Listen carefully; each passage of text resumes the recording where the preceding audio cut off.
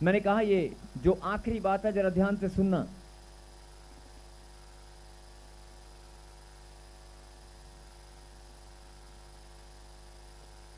अभी तक आपको ये मालूम है कि परमेश्वर ने हमारे हृदय में वचन को बोया है और वो चाहता है कि हम वचन पर चलने वाले बने।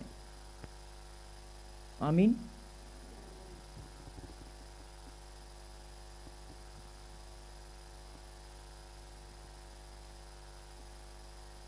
अब कितने लोग इस बात को जानते हैं? मैं बात कर रहा हूं लोगों से जो लोग प्रभु में हैं, 4 साल से, 5 साल से, 10 साल से, 15 साल से, और प्रभु में आने के बाद भी, परमेश्वर के कलाम को जानने के बाद भी, प्रभु की सामर्थ को भी जानते हैं, चमत्कार अपनी आंखों से देखते हैं, चमत्कार अपनी आंखों से देखते हैं, और उनके जीवन में बहुत सारी गवाहियां बन भी चुकी हैं और घर में खुशियों का माहौल भी है, पैसे और धन दौलत में भी आप बढ़ चुके हैं। लेकिन फिर भी आप कहीं ना कहीं कमजोर हैं, मायूस हैं और निराशा में हैं। कोई काम या कोई ब्लेसिंग आपकी खुली नहीं है, तो आप रोने वाली सिचुएशन में आप घूम रहे हैं। बहुत सारे लोग आप ही के बीच में बैठे हैं जो अभी भी रोने वाले हैं कि नहीं? कहते नहीं। अगर आप प्रभु ने एक वचन को हम पढ़ेंगे, उसके बाद अगली बात पे चलेंगे। याकूब की किताब, और निकालें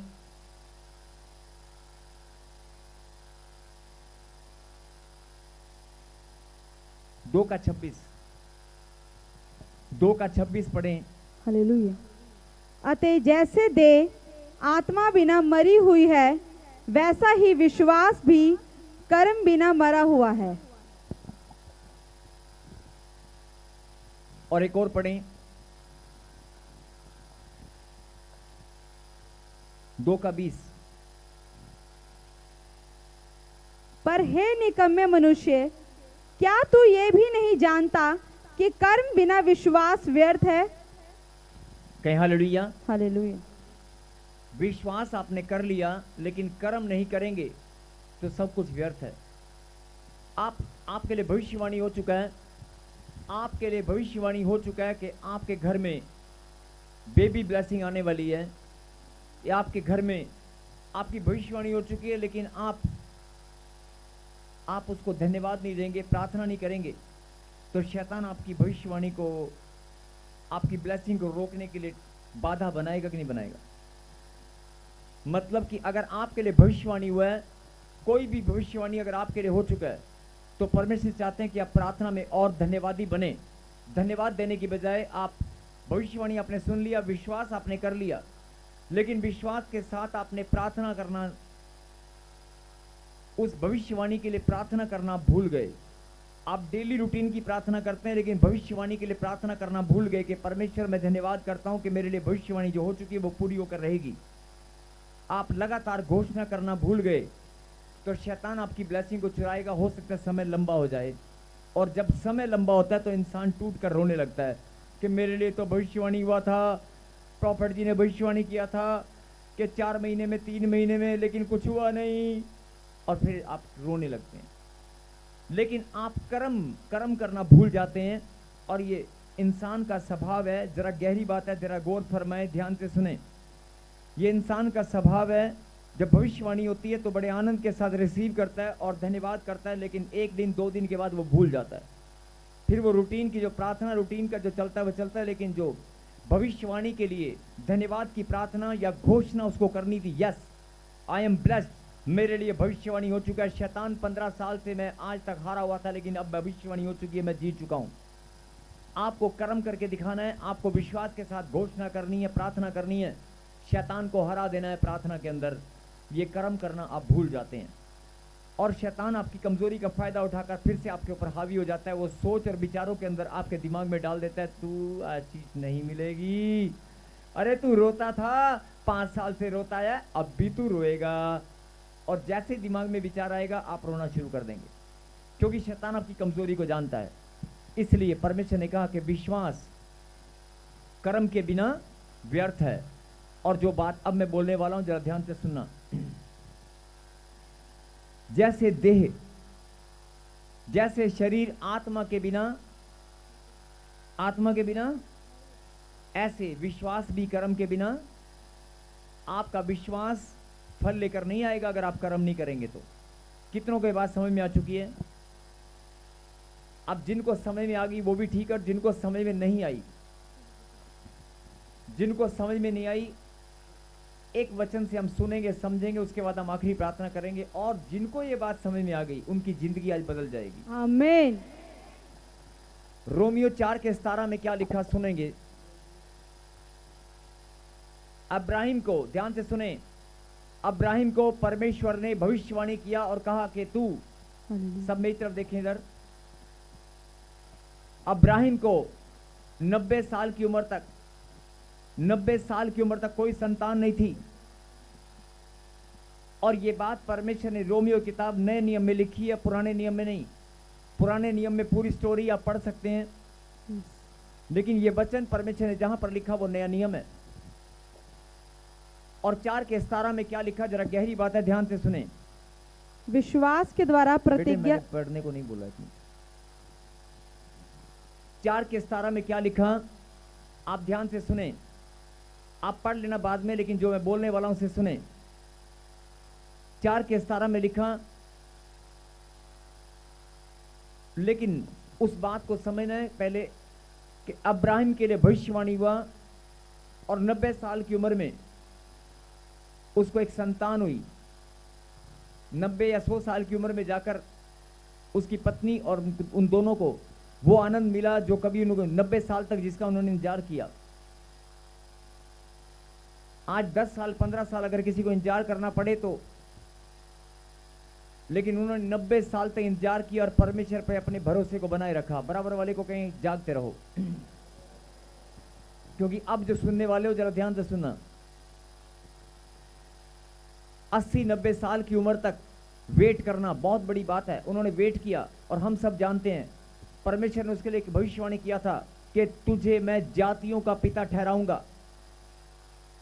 अनेक जातियों का, अनगिनत जातियों का, पता नहीं कितनी जातियां तेरे, तुझे बहुत सारी, अकेला नहीं, एक संतान नहीं होगी तेरी, एक संतान नहीं होगी, तुझे मैं जातियों का पिता बनाऊंगा। और एक बड़ी सुंदर बात कही थी कि तेरे वंश को, तेरे संतान को कोई गिनने वाला पैदा नहीं होगा। आकाश मंडल के तारों को कोई गिन सकता है, लेकिन तेरी संतान को कोई गिनने वाला पैदा नहीं होगा।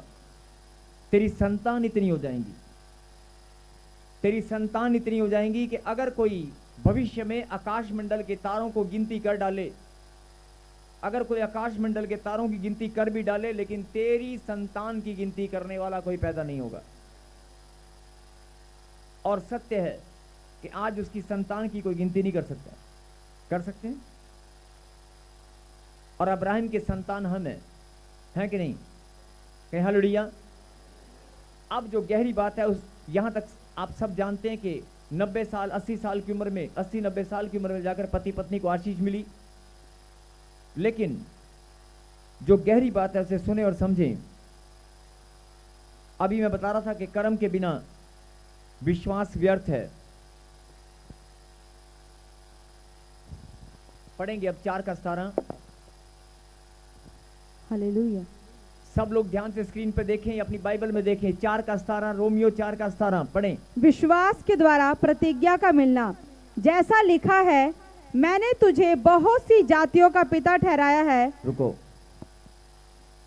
जैसा लिखा है कि मैंने तुझे बहुत सी जातियों का पिता ठहराया है। आगे, उस परमेश्वर के सामने जिस पर उसने विश्वास किया, और जो मरे हुओं को जिलाता है, और जो बातें है ही नहीं, उनका नाम ऐसा लेता है कि मानो वह है।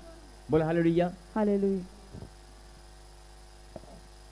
जैसा लिखा है कि मैंने तुझे बहुत सी जातियों का पिता ठहराया है, उस परमेश्वर के सामने जिस पर उसने विश्वास किया, उस परमेश्वर के सामने जिस पर उसने विश्वास किया, और जो मरे हुओं को जिलाता है, और जो बातें हैं ही नहीं, उनका नाम ऐसे लेता है कि मानो वे हैं। बोला हालेलुया।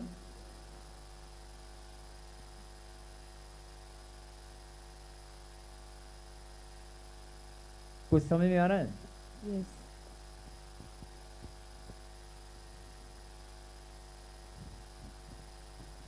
जब उसके लिए भविष्यवाणी किया था, 80-90 साल की उम्र में जाकर जब उसको संतान हुआ, तो भविष्यवाणी कुछ वर्ष पहले भी किया होगा, कुछ समय पहले भी किया होगा। भविष्यवाणी पहले होती है, आशीष बाद में मिलती है, आप सब जानते हैं। ऐसे ही जब उसके लिए भविष्यवाणी हुआ कि तुझे मैं बहुत सी जातियों का पिता ठहराऊंगा, बनाऊंगा, और जिसके पास एक संतान नहीं हो, और वो इस बात पर विश्वास कैसे कर सकता है कि मैं बहुत सारी जातियों का पिता बनाऊंगा? मेरे पास तो एक संतान नहीं है, मैं बहुत सारी जातियों का पिता कैसे बनूंगा? कोई विश्वास करेगा इस बात पर? मेरे पास तो एक संतान नहीं है, लेकिन परमेश्वर ने कहा कि तुझे बहुत सारी जातियों का पिता बनाऊंगा। लेकिन यहां पर बड़ी सुंदर बात लिखी गई है, मेरे पीछे गए, जो बातें है ही नहीं और जो बातें हैं ही नहीं, उनका नाम ऐसे लेता है कि मानो वे हैं। अगर आपके लिए भविष्यवाणी हुआ है, आपको 15 साल से संतान नहीं है, 10 साल से नौकरी नहीं है, या 20 साल से आपके पास मकान नहीं बना पाए, आपके लिए भविष्यवाणी हो चुकी है कि आपका मकान बनने वाला है। Yes amen. सुनो, आपको संतान मिलने वाली है, आपको ब्लेसिंग जो आप 15 साल से 10 साल से ढूंढ रहे हैं वो मिलने वाली है। लेकिन अभी मिली तो नहीं है ना, अभी भविष्यवाणी हुआ है। क्या हुआ है? अब एक एग्जांपल से समझेंगे। अगर कोई आपके लिए भविष्यवाणी हो, आपके पास मकान नहीं है, कि आपको मकान बनने वाला है, अभी मकान बना ही नहीं है, तो अब आप क्या करेंगे? हाँ, मेरे लिए भविष्यवाणी हुआ, थैंक यू, मेरे लिए भविष्यवाणी हुआ, थैंक यू, मकान बन जाएगा, ठीक है, इट्स ओके। आप प्रार्थना करेंगे, प्रभु धन्यवाद, मेरे लिए भविष्यवाणी हुआ है, मकान बन जाएगा, ठीक है, थैंक यू। लेकिन अगर जो बातें है ही नहीं, मकान है ही नहीं, मकान है ही नहीं, ध्यान से सुनना जरा, मकान है ही नहीं, संतान है ही नहीं, और डॉक्टर ने ये भी बोल दिया कि बन भी नहीं सकती, मिल भी नहीं सकती, जो बातें है ही नहीं, फिर से स्क्रीन पे बड़ा कर, जो बातें हैं ही नहीं, उनका नाम ऐसे लेता है कि मानो वे हैं। अभी मकान नहीं है, भविष्यवाणी हुआ है, लेकिन वो उनका नाम ऐसे लेता है, मेरा मकान, my sweet home, my sweet home is present here, create here. मेरा बेबी जिसका नाम गुड्डू है, जिसका नाम गुड़िया है, मेरे हाथ में आ गया है, मैं उसे खिला रहा हूं। अच्छा सुनो, नहीं कि नहीं, इनको समझ में नहीं आया ना, अभी देखो कैसे समझाएगा। बचपन से लेकर आज तक आपको मास्टर टीचर आपको एक चीज सिखाते हैं, मान लो मूलधन 100 रुपया। हाँ जी, मूलधन किस किस ने माना है? अरे मूलधन किस किस ने माना है? बोलो, हाथ खड़ा करो। मान लो मूलधन 100 रुपया, माना कि नहीं माना है? अरे जितने भी पढ़े लिखे लोग हैं सबने माना होगा, सबने माना। अरे एक 100 रुपया मास्टर के कहने पे मान लेते हो तुम, और लिख भी देते हैं तख्ती के ऊपर, कॉपी के ऊपर, रजिस्टर के ऊपर, मान लो मूलधन 100 रुपया। अरे बचपन से लेकर आज तक 100 रुपया लिखते हैं कि नहीं? मान लो मूलधन 100 रुपया लिखा कि नहीं? मास्टर के कहने पे मान लेते हैं 100 रुपये, यहां परमेश्वर बोल रहा है मान ले। हालेलुया। एक मास्टर, एक टीचर, जिसको बहुत सारे लोग, ये गंजा मास्टर है, ये समोसे जैसा मास्टर है, हैं? ये कोई मास्टर है? ये कोई टीचर है? उसी मास्टर की बात को मानकर लिख लेते हैं, मान लो मूलधन 100 रुपया, और लिखते आए हैं, मूलधन 100 रुपया लिखते आए हैं। परमेश्वर बोल रहे मेरी भी बात मान ले, मैंने भविष्यवाणी की है, तेरी संतान तुझे मिलने वाली है, आमीन। तेरा मकान तुझे मिलने वाला है। नहीं नहीं, वो नहीं हम मानेंगे, हम मास्टर का माना बस मूलधन मान लेंगे 100 रुपया, लेकिन प्रभु की बात नहीं मानेंगे। अब मेरी बात सुनो ध्यान से। अब्राहिम ने क्या किया? दर्शन जी बेटे, कैमरामैन थोड़ा सा इधर कर ले बेटे। बोल हालेलुया। हालेलुया। ये लास्ट बात जरा ध्यान से सुनना। जिन्होंने मूलधन माना वो हाथ खड़े करना फिर से दोबारा। मूलधन मानते हैं कि नहीं आए? लिखा था कभी कॉपी के ऊपर, लिखा था ना मूलधन? तो आज घर जाकर लिख देना, मूलधन has been convert real amount. है ना, मूलधन जो था वो रियल अमाउंट में कन्वर्ट हो चुका है। एंड थैंक्स टू जीसस लिख देना। जो मैंने मूलधन माना था वो आज असल में बन चुका है। उस माने हुए मूलधन को कभी थैंक्स किया है? कहां से करें? क्योंकि माना हुआ था। अभी सुनेंगे ध्यान से। जो बातें हैं ही नहीं उनका नाम ऐसे लेता है मानो की है। जो संतान तेरे पास है ही नहीं उसका नाम तुम ऐसे लोगे मेरा बेबी। परमेश्वर ने बोला ना, परमेश्वर ने बोला ना, भविष्यवाणी, परमेश्वर ने वायदा किया ना कि मैं तुझे आशीष दूंगा। मैं विश्वास करता हूं मेरी संतान मेरे पास आ चुकी है, मेरा मकान बन चुका है, मेरा धन, मेरा कर्जा। जो बातें हैं ही नहीं, जो बातें हैं ही नहीं उनका नाम ऐसे लेता है मानो कि वो है। और यही काम किसने किया? अब्राहिम ने। यही काम अब्राहिम ने किया। जब परमेश्वर ने कहा मैं तुझे बहुत सी जातियों का पिता ठहराऊंगा, उसने क्या किया? उसने मान लिया। यस, अगर प्रभु ने बोला तो होकर रहेगा, प्रभु ने बोला तो होकर रहेगा। और आज आप देखते हैं कि वो जातियों का पिता हम सब कौन है? हाँ जी, जिनको समझ में आ रही है बात, हालेलुया। अब मेरे पीछे कहीं। जो बातें हैं ही नहीं उनका नाम ऐसे लेता है मानो कि वो हैं। हे परमेश्वर, मैं भी धन्यवाद करता हूं मेरे जीवन में जो आज तक नहीं है आज मैं मान लेता हूं। जो बातें हैं ही नहीं, जो असंभव है, मैं उसे मान लेता हूं। वो होकर रहेगा क्योंकि मेरे पिता ने, मेरे खुदा ने वायदा किया है, उसने प्रतिज्ञा की है, मैं तुम्हें आशीषें दिया करूंगा। कहें आमीन। और अगर खुदा ने कहा कि जब तुम इजराइलियों को यहोवा के नाम से आशीष दिया करोगे तो उनके मुख पर मैं अपने प्रकाश को चमकाऊंगा और उनको मैं भी आशीष दिया करूंगा। अगर कोई खुदा का दास भी, बाइबल में लिखा है गिनती के अध्याय में, अगर कोई खुदा का दास भी परमेश्वर के संतान को, प्रभु के लोगों को अगर आशीष देगा तो परमेश्वर ने कहा कि मैं भी उसे आशीष दूंगा। और अगर तुम एक दूसरे को भी, अगर तुम्हारे माता पिता, अगर तुम्हारे बुजुर्ग माता पिता तुम्हें आशीष दें तो प्रभु ने कहा कि मैं भी तुम्हें आशीष दूंगा। और प्रभु ने अगर वायदा किया कि मैं आशीष दूंगा तो वो एक नहीं है, जितनी भी आशीषें, आप उत्पत्ति का अध्याय पढ़कर देखना, आदम को जितनी भी आशीषें परमेश्वर ने दी वो आदम के लिए थी। आदम के वंशज हम भी हैं।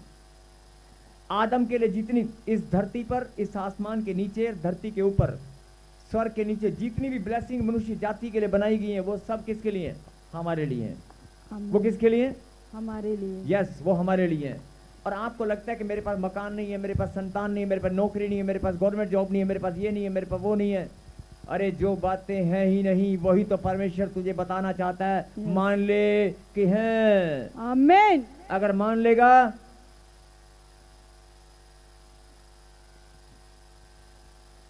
अगर मान लोगे तो, अगर माना हुआ मूलधन तुम्हें 10वीं और 12वीं पास करा सकता है, माना हुआ मूलधन तुम्हें वकील बना सकता है, अरे माना हुआ मूलधन तुम्हें बड़ा बिजनेसमैन बना सकता है। मेरे खुदा ने कहा, मैंने भी कहा है मान ले, मैं तुझे आशीष दिया करूंगा। बोला आमीन। जो बातें हैं ही नहीं उनका नाम ऐसे लेता है मानो कि वो हैं। अगर ये बात तुम्हें समझ में आ गई है, अब्राहिम ने क्या किया? अब्राहिम ने कर्म किया, विश्वास किया। जब परमेश्वर ने कहा मैं तुझे आशीष दूंगा, उसने विश्वास किया। लेकिन कर्म क्या हुआ? जब उसने इस बात पर ईमान रखा और कि मान लिया।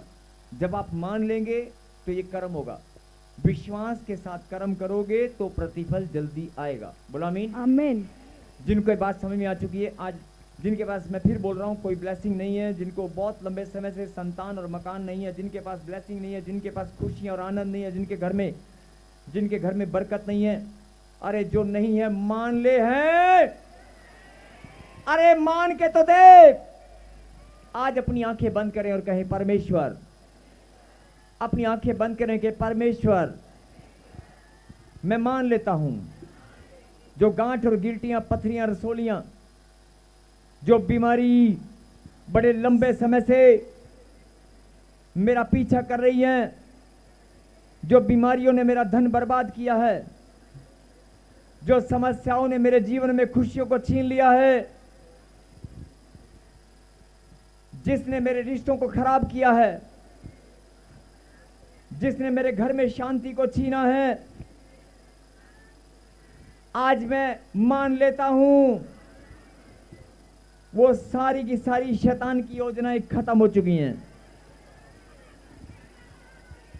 जो बातें हैं ही नहीं, जो आशीष मेरे पास है ही नहीं, आज मैं मान लेता हूं, अरे किसी और के पास नहीं, मेरे पास है। मैं धन्यवाद करता हूं, मेरे पास मर्सिडीज गाड़ी है। अगर आपके पास बड़ी महंगी गाड़ी नहीं है तो आप बोल दें, यस, आप बोल दें मेरे पास गाड़ी है। मेरे अगर आपके पास सोना नहीं है, आप पहनना चाहते हैं, तो बोल दे, अरे सोने को परमेश्वर अपनी संतान के लिए बनाया है। एक लास्ट उदाहरण और दूंगा, सुनेंगे ध्यान से। आपने अगर कोई, हाँ जी, सुनना चाहते हैं, सुनना चाहते हैं? अगर कोई बहुत बड़ा करोड़पति, अरबोपति, बहुत बड़ा धनी व्यक्ति, जिसके पास कम से कम 500 गाड़ियां हों, उसके घर में अगर कोई 10 करोड़ का कुत्ता भी होगा ना, और 2 करोड़ की भैंस होगी, और 1 करोड़ का अगर घोड़ा भी होगा ना, सोने का पट्टा उसके गले में कभी नहीं देखोगे। सोने की संकल भैंस के लिए कभी नहीं देखोगे। हाँ जी, देखोगे? जरा ध्यान से सुनना। अगर करोड़पति, अरबोपति भी कोई इंसान है ना, उसके घर में अगर कोई 2 करोड़ की भैंस है ना, तो 5 लाख की सोने की चैन उसके गले में नहीं देखोगे। कई लोग भैंस को लोहे की संकल बांधते हैं ना, तो उसको भी लोहे की संकल ही बंधेगी। अगर वो 5 करोड़ की भैंस भी है तो उसको लोहे की संकल, सोने की संकल नहीं बनेगी। देखा कभी? जरा ठंडे दिमाग से सोचो। अरे करोड़ोपति आदमी अगर उसने घोड़ा पाल रखा है, बड़े महंगे महंगे कुत्ते लोग पालते हैं, लेकिन कुत्ते के गले में लोग सोने की चैन देखी है क्या कभी? घोड़े के गले में आपने लगाम सोने की पट्टी बनाकर देखा है कभी? क्यों? क्यों? क्योंकि प्रभु ने कहा सोना भी मेरा है, चांदी भी मेरी है, और जो मेरा है वो मेरी संतान का है। उसे कुत्ते और जानवर नहीं पहनेंगे। यस, आमीन। सोना और चांदी परमेश्वर की संतान के लिए। इसीलिए प्रभु ने कहा जो ब्लेसिंग है, जो धन है, वो मेरी संतान का है। जो आशीषें हैं वो मेरी संतान की है। ब्लेसिंग जानवरों के लिए नहीं है। सबको जय मसीह की। मैं जतिन बब्बर और आप देख रहे हैं मसीह परिवार चैनल। जैसे कि आप सब जानते हैं कि मैं इस चैनल पे प्रभु के अलग अलग दासों की वीडियोस डालता हूं, तो अगर आपको हमारा चैनल अच्छा लगता है तो आप इस चैनल को ज़्यादा से ज़्यादा सब्सक्राइब जरूर करें, ताकि आप प्रभु के वचन को सुन सके। वीडियोस को ज़्यादा से ज़्यादा शेयर करें, ताकि जिन लोगों तक वचन नहीं पहुंचा उन तक भी वचन पहुंच सके। सबको जय मसीह की। एक बार मैं आपसे दोबारा कहूँगा कि इस चैनल को सब्सक्राइब जरूर करें और वीडियोस को ज़्यादा से ज़्यादा शेयर करें। जय मसीह की।